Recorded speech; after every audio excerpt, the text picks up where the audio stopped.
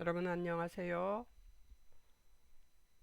잠깐 기도하겠습니다. 사랑하는 하나님 아버지, 우리가 주의 아버지 하나님의 말씀을 묵상하기를 소망합니다. 하나님 도와주셔서 우리들의 미간에 손등에 손목에 새겨지게 도우시고 인도하시옵소서.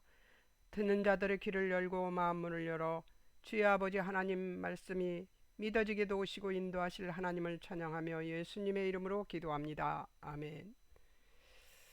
11장은 33절까지 있어요. 그래서 한번 빨리 해서 한 장을 한번 해보고 싶습니다. 한번 해보겠습니다. 1절에서 11절. 예수님이 이제 그 예루살렘에 입성하십니다. 그 입성하는 장면이 이사야서도 나오고 또 그 저기에서도 나오죠. 미가서에도 나오고 그렇습니다. 근데 이 입성하시는 이 모습을 보면서 이 새로운 무슨 어떤 것을 찾기 위해서가 아니라 이 장면과 다음 장면, 이제 무화과나무가 마르는 장면, 또 그 다음 또 그 예수님이 그 성전 청결하시는 모습 이런 것들을 보면서 하나 이걸 무슨 의미인가를 잘 보시기 바랍니다. 예수님이 이제 십자가에 못 박혀 돌아가시기 얼마 전이에요. 얼마 남지 않았어요. 그런 상태에서 예수님 무슨 말씀하시는지 급하게 잘 들었으면 좋겠습니다. 1절에서 11절. 장소는 어디일까요? 예루살렘에 가까이 와서 1절. 시기 감난산 벳박에 베다니에 이르렀을 때, 베다니는 어디예요? 누구예요? 삭개오가 있는 그 동네예요. 그 동네에 이르렀을 때 누가? 예수님께서. 사건은 제자 중에 이제 1절이죠. 제자 중 둘을 맞은편 마을로 보내서 나귀를 끌어오게 하셨습니다. 이 사건을 너무 여러분들이 잘 알고 귀에 익은 말씀이라서 빨리빨리 넘어가도록 하겠습니다. 2절. 맞은편 마을에 가서 아무도 타보지 않은 나귀 새끼 매여 있는 것을 보리니 끌고 오라 이렇게 얘기를 해요. 근데 보면은 또 마태복음에 보면은 이 조금 자세하게 나와 있습니다. 2절에서 6절에 보면 어린 나귀를 구하는데 선지자로 하신 말씀을 이루려고 하고, 또 그 보면은 거기에서 어미 나귀와 새끼 나귀 같이 있는 모습을 보여줍니다. 그러나 거의 비슷해요. 나귀 새끼를 메어 있는 것을 보고 끌어오게 합니다. 예수님의 권위는 아무것도 모르는 그 나귀의 주인이 뭘 하고 그걸 풀어 풀고 있느냐 하고 물어봤을 때 주께서 쓰신다 하라는 말을 하면 즉시 보낼 것이라는 것을 그 예수님이 말씀하신 것이 그대로 되었어요. 제자들이 이것을 보고도 무화과나무에서도 모르고 성전 청결하는데도 그 의미를 모르고 있습니다. 우리와 뭐 다를 바 없어요. 제자들도 그죠? 그 제자들이 가서 본 적 나귀 새끼가 있어요. 그것 사람들이 나귀 새끼를 풀어서 뭐 다른 애 하니? 제자들이 예수님의 이러신 말대로 주께서 쓰시겠다 하니까 의심하지 않고 보내줬어요. 제자들 나귀 새끼를 끌고 와서 그 이제 입성합니다. 입성하는데 입성할 때 제자들 자기 겉옷을 그에 걸쳐두고 예수님 타게 합니다. 많은 사람들이 자기 옷과 밭에서 벤 나무가지를 길에 펴며 앞뒤 따르며 호산나 찬송하려다 주의 이름으로 오시는 이여 합니다. 호산나라는 말이 무슨 뜻인가 하면요. 호산나라고 하는 말이 무슨 뜻인가 하면 제가 어디다 적어놨는데 어딘가 있어요. 단어 연구.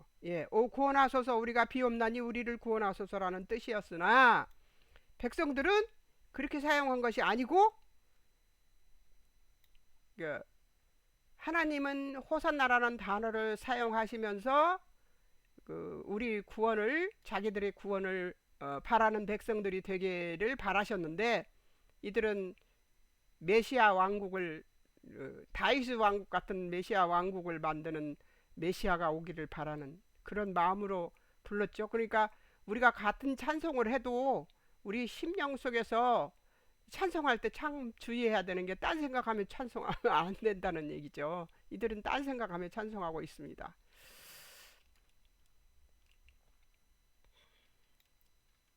네, 이제 마태복음은 여러분들이 표 받으시면 보시면 되고요. 에, 제가 공부한 것을 여러분들한테 보여주는데요. 다윗 왕국과 이스라엘 왕이라는 그 이념에 그들이 생각이 집중되어 있기 때문에 이들은 예수님을 왕이라 선지자로 불렀습니다. 그들은 아직도 예수님을 모릅니다. 이들은 며칠 후 예수님을 십자가에 못 박으라고 소리칠 것입니다. 유감스럽게도 그들은 그들의 왕을 거절했습니다. 이스라엘이 영적으로 눈먼 것을 볼 수 있습니다. 자, 영적으로 눈먼 것을 볼 수 있는 것만 지금 말씀드렸습니다. 자, 이 12절에서 26절까지인데요. 그 중에 15절에서 18절까지가 다른 게 있습니다. 조금 다른 게. 예, 예, 조금 다른 게 있는 것이 무엇이냐면 성전 청결을 하시는 예수 그리스도가 있는데 제가 왜 표를 이쪽에다가 12절에서 26절까지 해놓고 이쪽에다가 15절에서 18절까지를 했느냐? 왜냐하면 그 성경 청결에 대한 얘기를 조금 더 하고 싶은 생각이 있어서요. 그래서 표를 이렇게 만들었습니다. 그러니까 이해하시고 보시기 바랍니다. 자, 12절에서 26절까지의 말씀에 저는 여기서부터 12절부터 여기 21절까지만 하고 그 다음에 성전 청결을 한 다음에 다시 와서 22절에서 26절을 할 것입니다. 뭐가 나면 성전 청결로 배운 믿음과 기도가 나옵니다. 자, 12절에서 21절 예수님이 저주하신 무화과나무 마름을 얘기하고 있습니다. 어디서 이튿날 저녁 이제 어떤 이튿날 예루살렘에 입성하시고 난 그 이튿날 저희가 베다니에서 나왔을 때 누가 예수님께서 이제 다시 입성했다가 다시 베다니로 가셔서 또 이제 나오십니다. 예수님께서 12절에 누가 예수님께서 왜 12절에서 시장하신지라 그 배가 고프셨던 모양이에요. 언제? 20절 저희가 아침에 지나갈 때 그죠?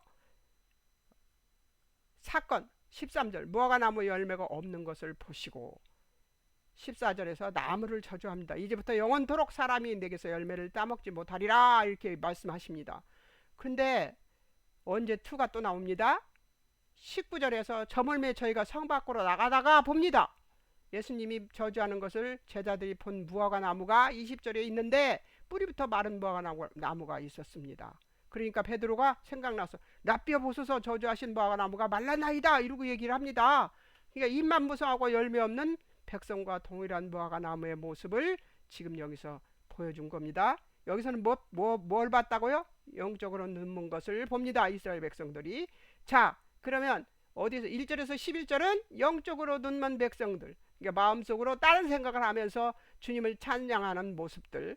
그 다음에 여기서는 이 무화과나무의 마름을 보면서 잎만 무성하고 열매 없는 백성과 동일한 무화과나무를 볼 수 있었습니다.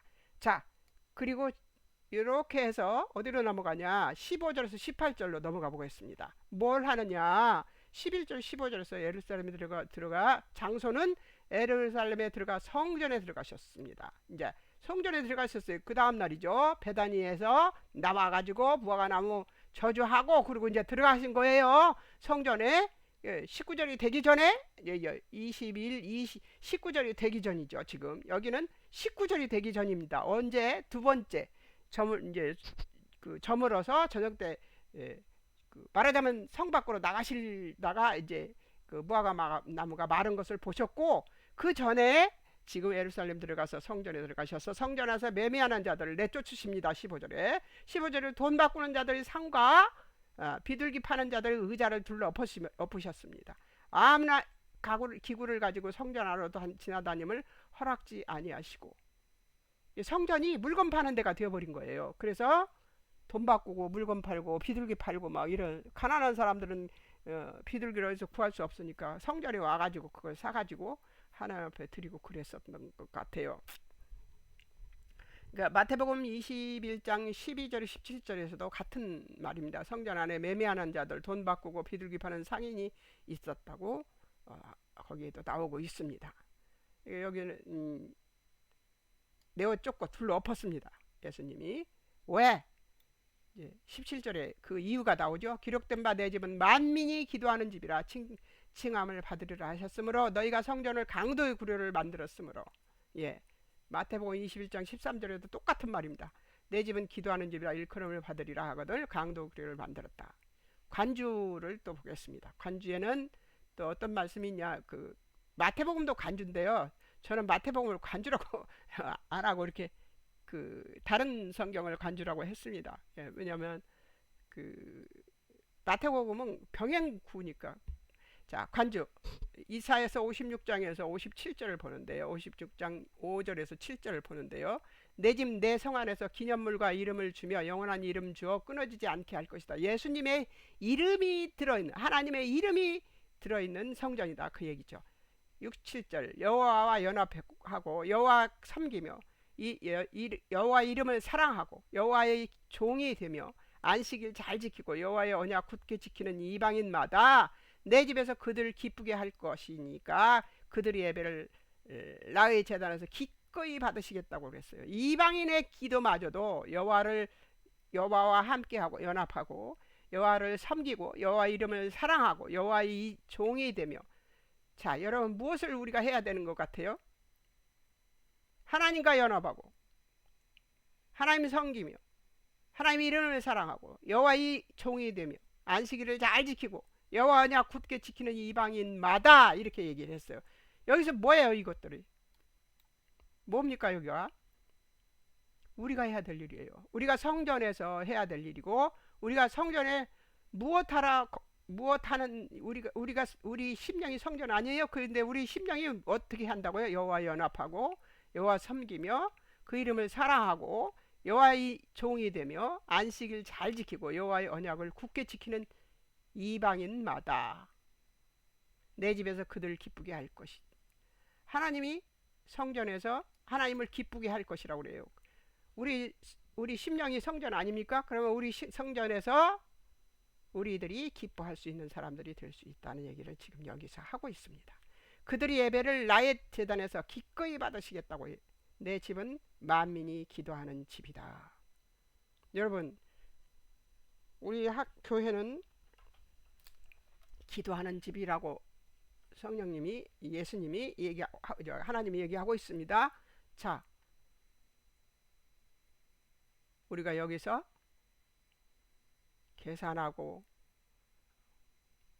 우리 안에 하나님을 만나는데 계산하고 또 이렇게 하면 이렇게 하실까? 저렇게 하면 이렇게 하실까? 계산하면서 하나님을 만나는 것은 옳지 않죠.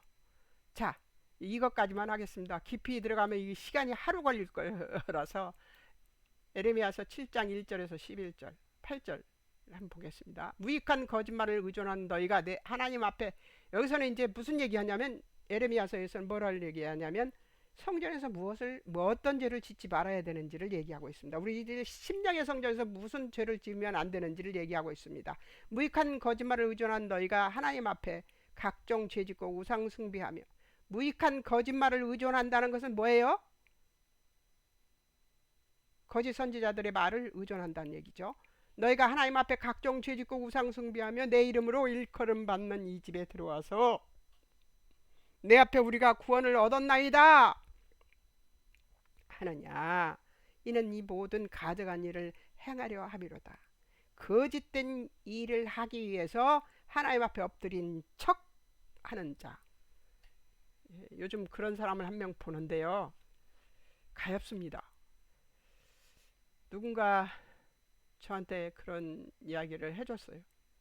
상대하지 말라고. 근데 상대 안 할 수가 없습니다. 가엾어서. 근데 어떻게 그렇게 한 번도 제가 지나다니면서 그 집 앞을 지나다녀도 한 번도 안 만났던, 그때 일어나지도 않고 나타나지도 않던 사람이 요즘은 제가 지나가기만 하면 그 앞에서 일을 하고 있습니다. 그래서 이것이 저 가엾은 인생을 바라보는 하나님의 길이시구나, 그런 생각이 들어서 가서 제가 최종 경고를 했습니다. 뜨뜻 미지근하지 말고 이것도 아니고 저것도 아닌 거 하지 말고 최종 경고다. 하나님 앞에 서든지 나가 떨어져 이단을 믿고 살든지 둘 중에 하나를 하라고 하나님 경고하신다.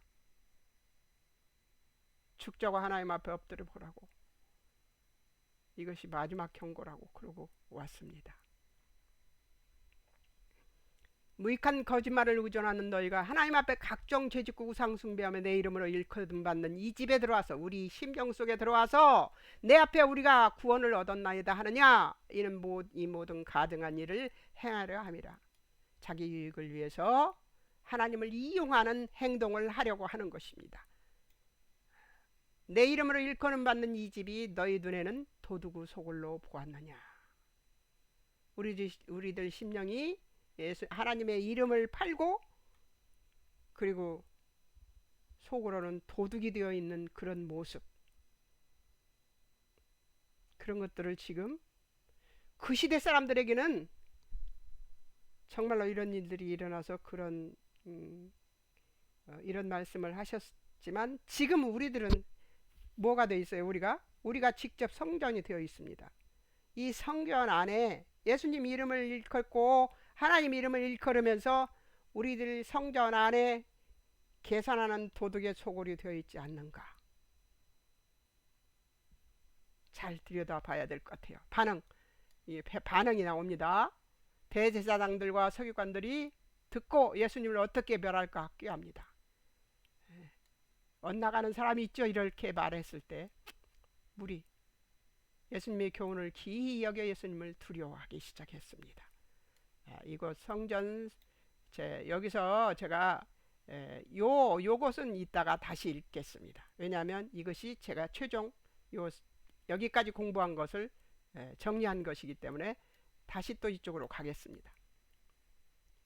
자, 그렇게 하고서 성전 청결을 하고 난 뒤에 예수님께서 이제 또 지나가는데 19절에서 뭐가 나와요? 이제 18절까지 했으니까 19절 해야죠. 자, 저희가 성 밖으로 나가다가 예수님이 저주하는 것을 제자들이 본 무화과 나무가 마른 것을 봅니다. 이게 베드로가 나가서 랍비여 보소서, 저주하신 무화과 나무가 말랐나이다 이러고 얘기를 합니다. 입만 무성하고 열매 없는 백성들과 동일한 무화과 나무를 쳐다보고 지금 그 말을 하는 겁니다. 예수 그리스도가 확증하신 것이 무엇입니까? 자, 예수 그리스도는 뭐라고 22절부터 26절까지 확증을 했을까요? 베드로의 질문 숨은 뜻은 왜 무화과 나무가 말랐습니까? 그 뜻을 모르는 거예요. 몰라서 지금 묻는 겁니다. 왜 말랐을까요? 하고 지금 묻는 거예요. 베드로의 질문의 숨은 뜻이 그렇습니다. 그러니까 예수님이 거기서 이제 확증을 해주십니다. 뭐라고 확증해요? 1절에서 22절이 아니고요. 그리스도의 확증을 하십니다. 첫 번째 확증, 하나님을 믿으라. 하나님 믿는 믿음은 응답받는 기도의 믿음이 응답받는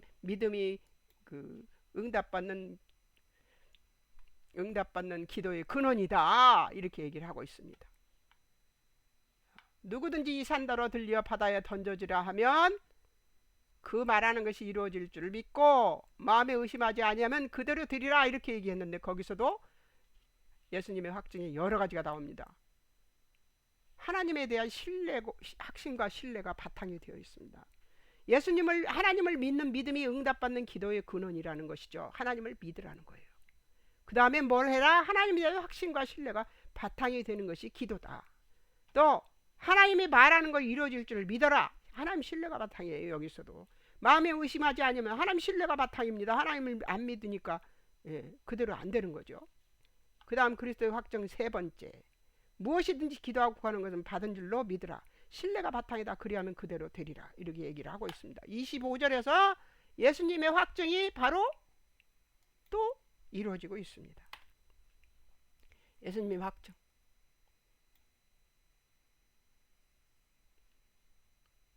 차라리 쓰는 게 낫다. 예수님이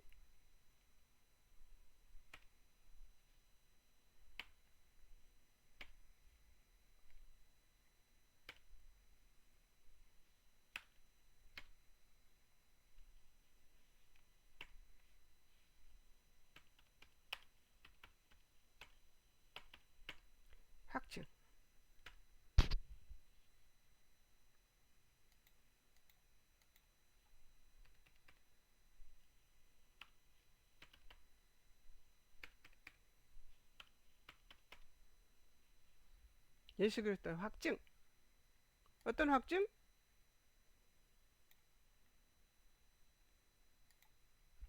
확증 사입니다.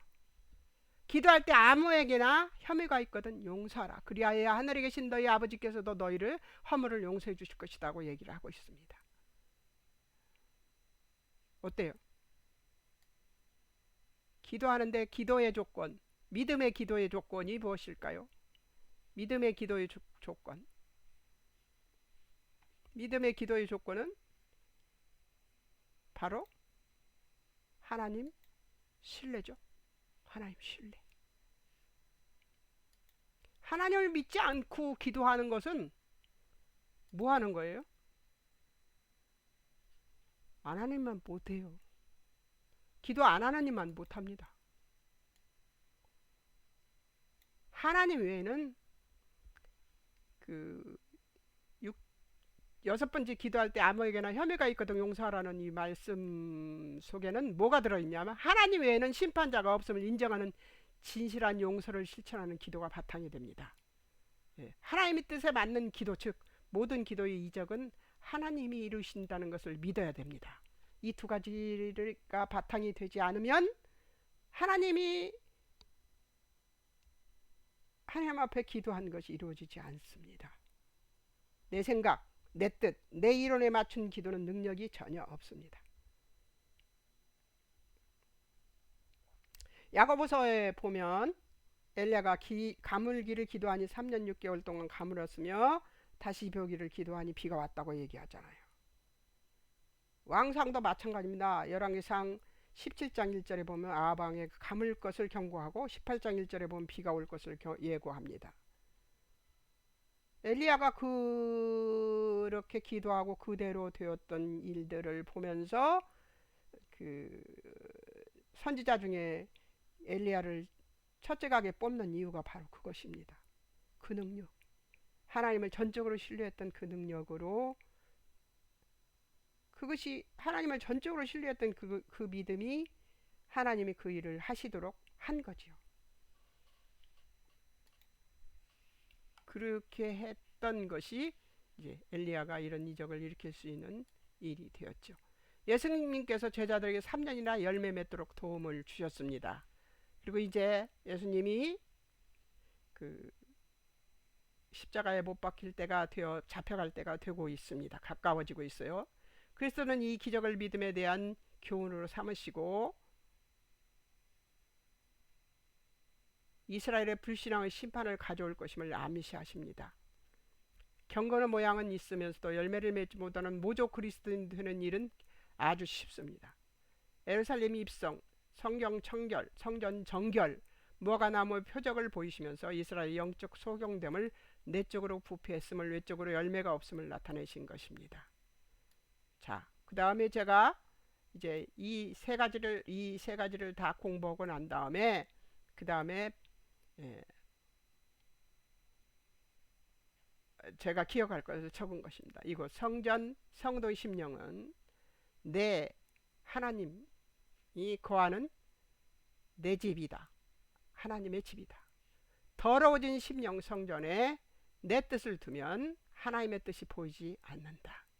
모든 것이 막히고 캄캄하여 마음의 답답함을 느낀다면 내 심령 속에 들어온 내 것들, 탐심, 탐욕, 탐남, 온갖 색욕, 교만, 혈기, 거짓말, 행동, 거짓 행동, 거짓 눈흘김, 거짓말, 거짓 행동, 눈흘김, 속생각하는 생각의 혈기들, 마음속으로 막 혈기 품을 때 있잖아요. 시기, 질투, 이간, 분당 지으며 속으로 하는 저주.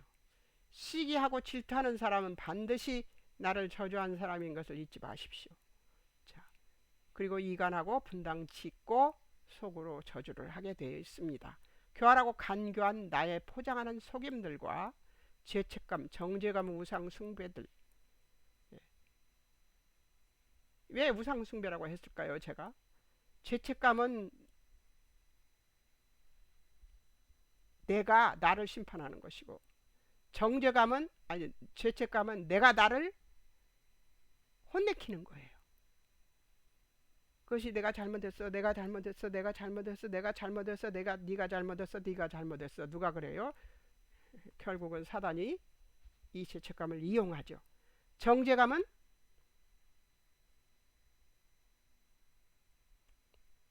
나도 나를 판단하면 안 됩니다. 왜냐하면 나를 판단하시는 분은 하나님이세요. 하나님만 나를 판단하실 수 있습니다. 그러니까 나는 뭐만 하면 돼요? 하나님을 열심히 신뢰하고 하나님 앞에 바르게 서 있는 것입니다.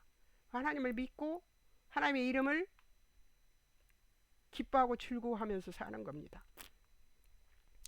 이것들을 다 우상 숭배라고 볼 수 있습니다. 그리고 아직도 더 많이 있습니다. 그런데 이것들만 우선 얘기를 한 겁니다. 이것들을 치우는 것이 우선입니다. 요것들을 다 내 속에서 치워내야 됩니다. 더 많은 것들이 있지만 이 청소를 게을리하면 나도 모르는 사이에 때가 묻어서 지워지지 않으려고 합니다. 열심히 성전 청소를 열심히 해야 될 것 같아요. 우리들의 심령은 더러워지기가 쉽습니다. 양처럼 겉모습도 깨끗하지 못하고 또 속모습도 그렇게 깨끗하지 못합니다. 우리들의 모습이 하나님이 기뻐하는 모습이었으면 좋겠는데 유감스럽게도 그러지 못합니다.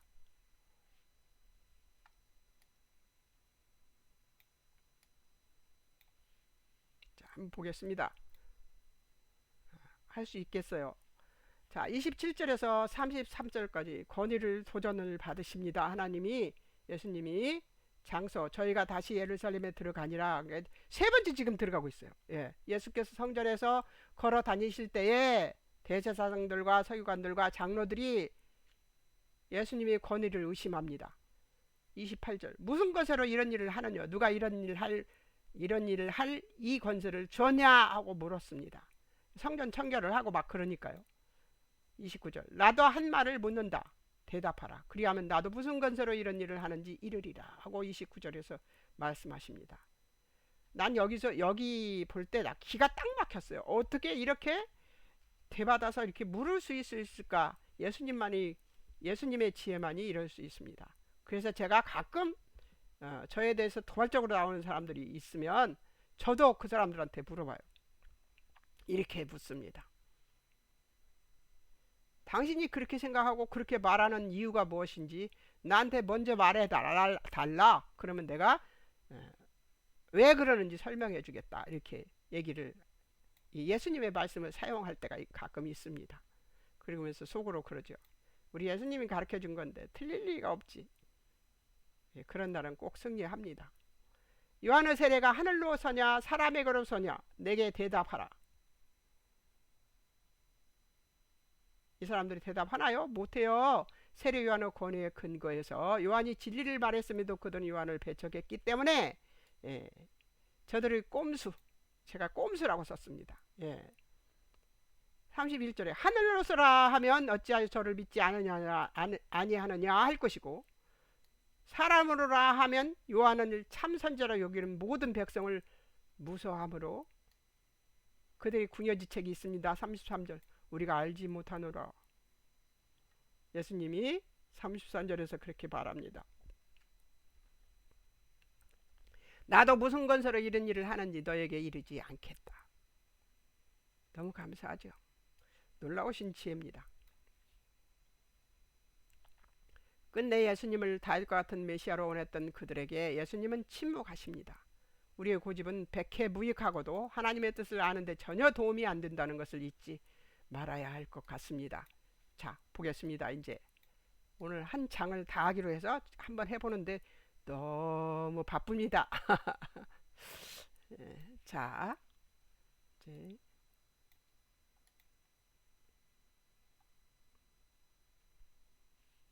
적용. 하나님의 뜻을 알기 위해 나는 얼마나 하나님 말씀을 묵상하고 있는가. 열심히 하나님 말씀 묵상하고 계시죠?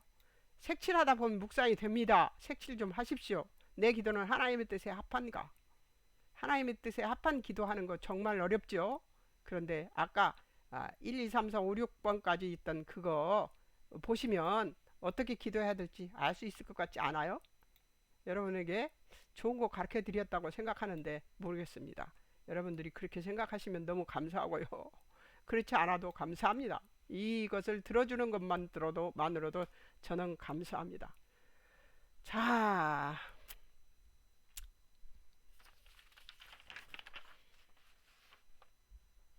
다윗과 같은 메시아를 구하고 기대했던 이스라엘 백성들은 예수님을 제2의 다윗 왕으로 이스라엘을 다시 부흥케 하여 막강한 나라를 세울 왕으로 호산나라 하며 영접했습니다.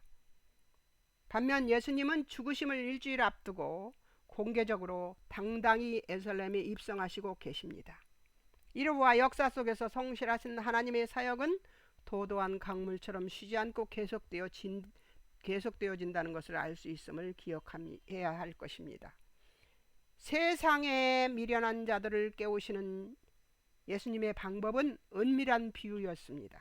이 도도히 흐르는 하나님의 뜻을 알기 위해서 우리는 하나님 말씀 연구와 묵상이 그리고 믿음의 기도가 반드시 필요하며 예수님의 기도의 능력과 그들의 기도의 능력의 차이를 속이거나 감추는 것이 아니라 진실되고 확실하게 믿기는데 가식이 없고 전적으로 맡기는데 가식이 없고 전적으로 신뢰하는 믿음에서 나오는 하나님의 뜻을 찾는 기도에서 다르다. 그 믿음은 하나님에 대한 우리의 못난 이해 말고 우리가 가진 알량하다 할 전적인 순종 말고 우리의 전인격적인 무능력을 인정하고 하나님만 전지전능자이심이 나에게 절대적으로 필요함을 인정하고 항복하는 믿음을 말한다. 다시 한번 얘기하겠습니다.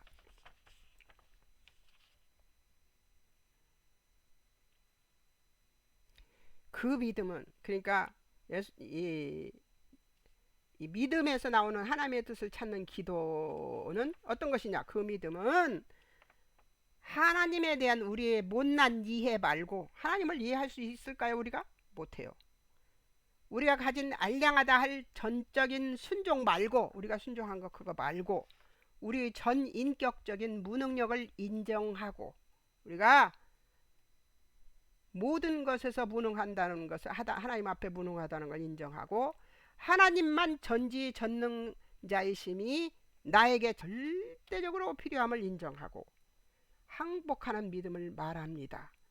예수님께서는 하나님이시면서도 성부 하나님께 순종하시는데 우리가 무엇으로 생명답게 할 수 있는 내놓을 것이 있어서 버티며 항복하지 않을 수 있을 것인가 점검해 보아야 할 것입니다. 예수님은 예루살렘 입성, 성전 정결, 무화과나무의 표적을 보이시면서 이스라엘의 영적 소경됨을 내적으로 부패했음을 외적으로 열매가 없음을 나타내는 것입니다. 끝내 다윗 같은 왕을 기대하며 선임결을 가지고 예수님의 권위를 의심했던 지도자들에게 예수님은 침묵하는 것으로 응답하십니다.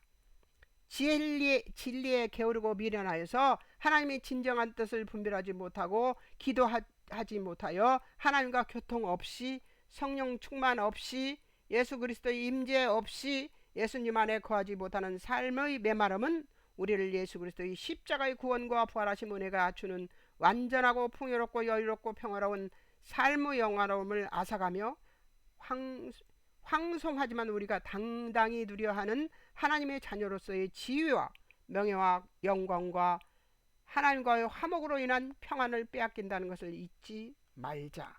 이게 제가 여러분들 11장을 공부하고 기억해야 될 것을 적은 것입니다. 어떻게 생각하십니까? 오늘 11장 그냥 한 장 다 공부했습니다. 이렇게 공부를 해야 되는데 2시간씩 걸리는 이 공부를 이렇게 빨리 대박이 없어 이렇게 해버리는 것이 조금 아쉽기는 합니다. 차근차근 이렇게 할 수 있었으면 너무 좋겠는데 그러면 시간이 너무 오래 걸려서요. 오늘 이 서둘러서 해봤는데 한 장 공부하기가 50 몇 장 막 이러면은 하기가 좀 힘들어요. 그래서 한번 오늘 속단어를 해봤습니다. 바로 표 보내드릴 테니까 표 받아서 보시면서 그러면서 방송 들어보시기 바랍니다. 여러분 열심히 하나님 말씀 믿고 하나님 뜻대로 기도하면서 하나님의 그 응답하시는 것을 잘 체험하며 능력 있는 성도가 되시기를 주의 이름으로 축원합니다.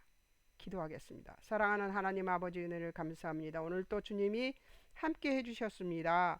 성령님 함께 역사해 주신 건 믿고 감사하며 그들의 이 말씀을 듣는 자들에게 하나님 이 말씀을 듣는 시간마다 그들에게 역사해 주셔서 하나님의 말씀이 양약이 되게 도우시고 인도해 주실 하나님을 찬양하며 예수님의 이름으로 기도합니다.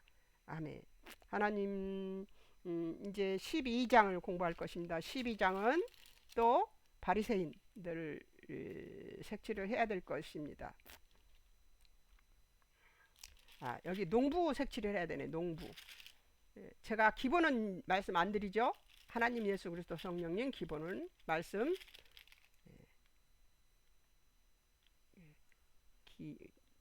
기본은 말씀 안 드립니다. 그러니까 나머지는 서기관 뭐 이런 것들 사두개인 뭐 이런 것들이 나오죠. 이런 그런 사람들은 바리새인 이렇게 그리고 농부 뭐 이런 것들은 색칠을 따로따로 해야 됩니다. 이런 것들을 하면 여러분들이 색을 성경을 보기가 좋습니다. 44절까지 있네요.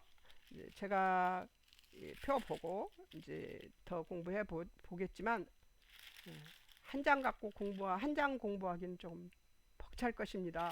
하여튼 해보도록 하겠습니다. 열심히. 여러분들 색칠 꼭 해서 읽어보고 또 읽어보라는 얘기는 이것을 읽어보면 읽고 색칠해서 가져오면 공부하면 왜냐하면 예습을 해온 것입니다. 그러니까 예습을 해오면 이거를 들을 때 좀 낫잖아요. 저도 공부해 갖고도 이렇게 헤맬 때가 있습니다. 하나님 정말 감사하죠. 그래도 감사합니다. 이 멍청한 저를 사용해서 하나님의 말씀을 가르칠 수 있도록 해주셨어요. 너무 감사해요. 근데 이 멍청한 사람도 열심히 해야 됩니다. 안 그러면 저도 더듬어요. 자, 녹화 중단하고 다음 월요일 날 또 보겠습니다. 안녕히 계세요.